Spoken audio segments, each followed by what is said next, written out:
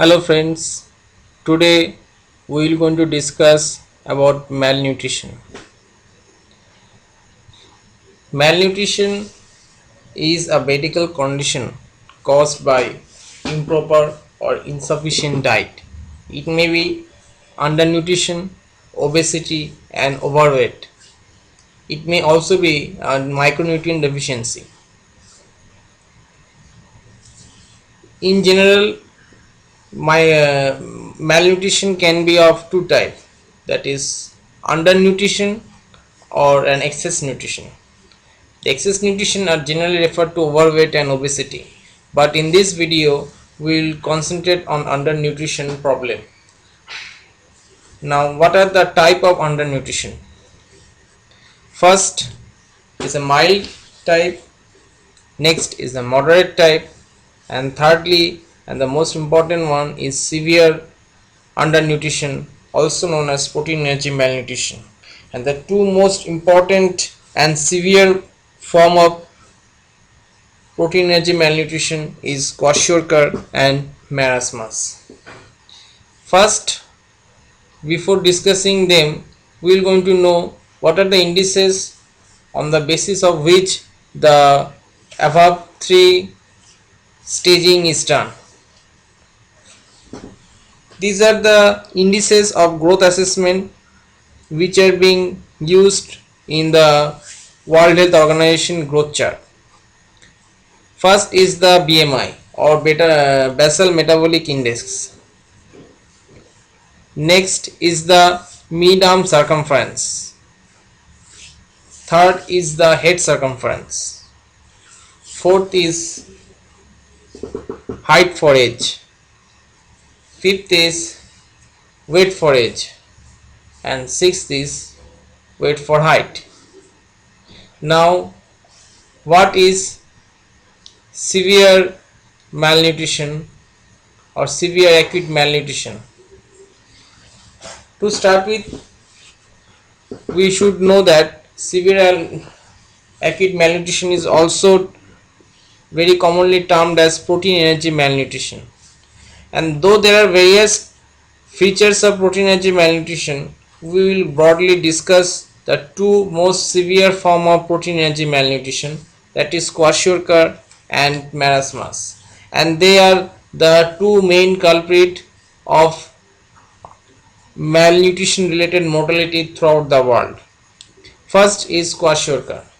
Kwashiorkor is mainly caused by inadequate protein intake, resulting in a low concentration of amino acid. This is a typical picture of a kwashiorkor baby. Next is marasmus. As the name suggests, marasmus is a condition where there is a gross decrease in calorie. So it is also known as waste away.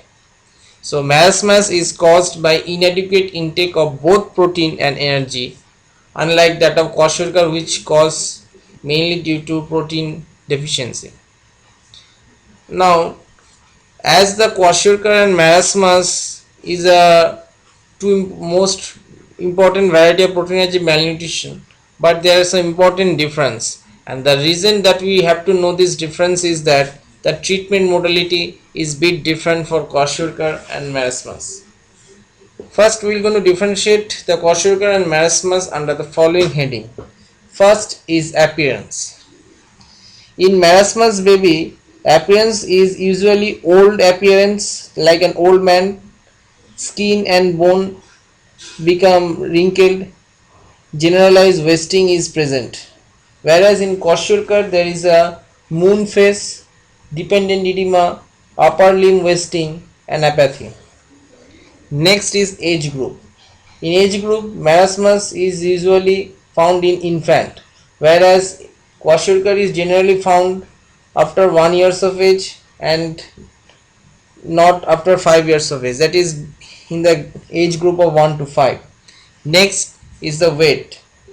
The weight is usually less than 60% in case of marasmus, whereas it is between 60 to 80% in case of kwashiorkor. Next is apathy. Apathy is a feature of kwashiorkor and is usually absent in marasmus baby. Next is the mood. Typically, marasmus children remain alert, whereas the kwashiorkor child usually remain irritable and resent any kind of interaction. Next is appetite. Appetite is fairly good in case of marasmus but is grossly diminished in case of kwashiorkor. Next is hair and skin. Hair and skin are rare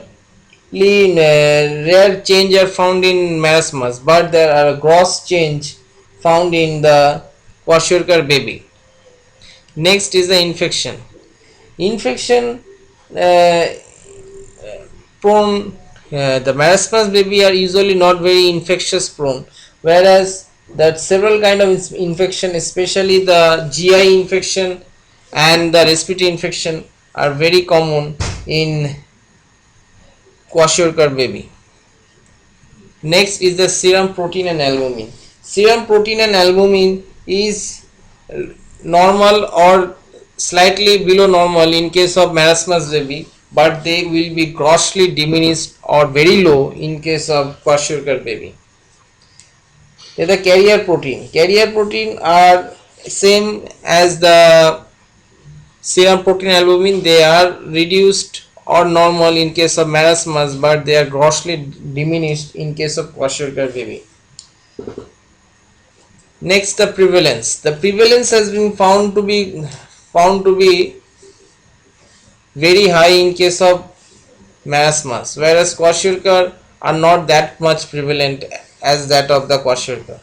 And similarly, the outcome or the response, it has been found that the marasmus baby respond or recover very quickly if they get the proper amount of nutrition. But kwashiorkor baby treatment is quite tricky and often fail to respond to the usual or standard treatment.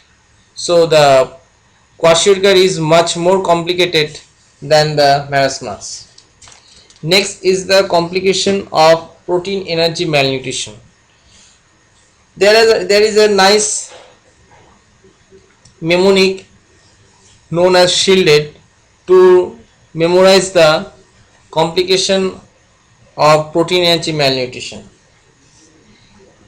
The S stand for the sugar deficiency, H stand for hypothermia and infection and septic shock, E and L stand for electrolyte imbalance, D and E jointly stand for dehydration, and D last one stand for deficiency of iron, vitamin and other micronutrient. Next is the management. The management is usually the symptomatic management, as there are no other thing required except the symptomatic management, and they are being found to be sufficient. First, the gross problem that are being faced by the protein energy malnutrition baby is the following, and they are treated accordingly. First is hypothermia. Hypothermia is treated by warming the patient, by covering the patient in blanket, maintain and monitoring the body temperature. Next is hypoglycemia. Hypoglycemia is treated by monitoring the blood glucose and provide oral glucose. Then the dehydration. Dehydration is corrected by rehydrating carefully with oral solution containing less sodium and more potassium than the standard mix. Next is the micronutrient. Micronutrient is replenished by giving proper amount of copper, zinc, iron, folate and multivitamin supplements. Next is the infection. Infection is one of the important cause of mortality in case of kwashiorkor. It is usually corrected by administering antibiotic and especially antimalarial therapy even in absence of typical symptom. Next is electrolyte. Electrolyte is another important cause of mortality in protein energy malnutrition, and they are being corrected by supplying plenty of potassium and magnesium by IV fluid or by drinking water. And then comes the stimulation prevent the permanent stimulation is required, as it can prevent permanent psychological effect of starvation with psychomotor stimulation, and it is usually done by the mother herself to the baby. And last but not least is prevention of relapse. It is done by starting early to identify the cause of protein energy malnutrition in each case by detailed survey and questioning, involving the family and community as a whole in preventing the disease. Friend, this protein energy malnutrition is a very dreaded condition and responsible for almost 40% of child mortality below 5 years of age, and most pathetically this is a condition which can be easily prevented by some normal and basic prevention and awareness. So it is much more important to check protein energy malnutrition by raising the awareness. Hopefully you have been benefited by this video. Thank you.